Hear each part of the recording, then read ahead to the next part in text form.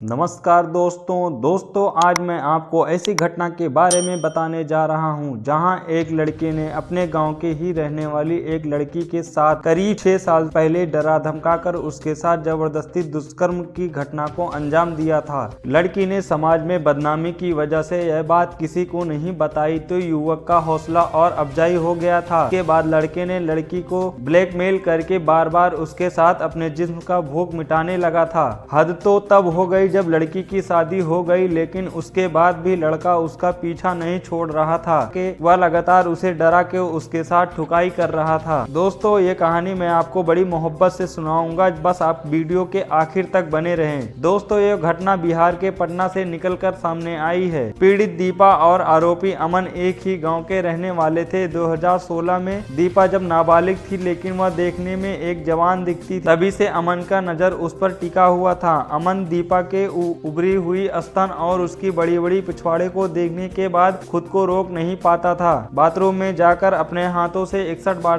करके अपने मन को शांत करता रहता था। दीपा के घर पर अकेले होने के मौके के तलाश में रहता था अमन। एक दिन दीपा के माता पिता खेतों में गए हुए थे। अमन को जिस मौके की तलाश थी वो कई महीनों बाद वह दिन आ चुका था। उसने देखा कि दीपा घर पर अकेली है। अमन बिना कुछ सोचे दीपा के घर घुस गया। दीपा किचन में खाना बना रही थी तो अमन उसे पीछे से अपनी बाहों में भर लिया और उसके गले में पीछे से जबरन चूमने लगा। दीपा अमन से खुद को बचाने के लिए घर में इधर उधर भागने लगी, लेकिन अमन उसे पकड़ लिया और कमरे के अंदर ले जाकर जबरन उसके साथ ठुकाई किया। जब अमन का मन भर गया तो उसने दीपा को डराया धमकाया और बोला कि इस बारे में किसी को कुछ बताई तो बदनाम कर दूंगा। दीपा ने अपने माता पिता की इज्जत को बदनाम न होने की वजह से ये बात किसी को नहीं बताई, जिससे अमन का हौसला और बढ़ गया था। फिर अमन दीपा के साथ उसे डरा धमकाकर उसके साथ जबरदस्ती ठुकाई करता रहता था। यह सिलसिला कई साल तक चलता रहा। फिर दीपा की शादी हो गई, फिर भी अमन दीपा का पीछा नहीं छोड़ रहा था। वह दीपा को बार बार फोन कर यह बात उसके पति को बताने की धमकी देकर अपने साथ सोने के लिए मजबूर करता रहता था। शादी के बाद दीपा के साथ जबरन ठुकाई करता रहता था। दीपा यह सब पिछले 6 साल से झेलती रहती थी। दीपा यह सहते सहते थक चुकी थी। दीपा ने यह सारी बात 6 साल बाद अपनी सहेली को बताई। फिर उसकी सहेली ने उसे हिम्मत दिया और उसे थाने जाकर अमन के खिलाफ रिपोर्ट दर्ज करवाने को कहा। दीपा ने ऐसा ही किया। उसने थाने जाकर अमन द्वारा 6 साल से लगातार उसके साथ दुष्कर्म किए जाने की पूरी जानकारी दी और कड़ी से कड़ी धाराओं में मुकदमा दर्ज कराया। शिकायत दर्ज होते ही पुलिस ने अपना काम शुरू कर दिया और अमन को गिरफ्तार करके जेल भेज दिया। दोस्तों अगर आपको कभी भी कोई डरा धमका के या ब्लैकमेल करके कोई काम करने पे मजबूर करे तो डरे नहीं, बल्कि थाने में जाकर उसके खिलाफ शिकायत दर्ज कराएं। दोस्तों आप आपराधिक मानसिकता को समझें और अपने परिवार को सुरक्षित रखें और ऐसे ही वीडियो देखने के लिए हमारे चैनल को सब्सक्राइब करें।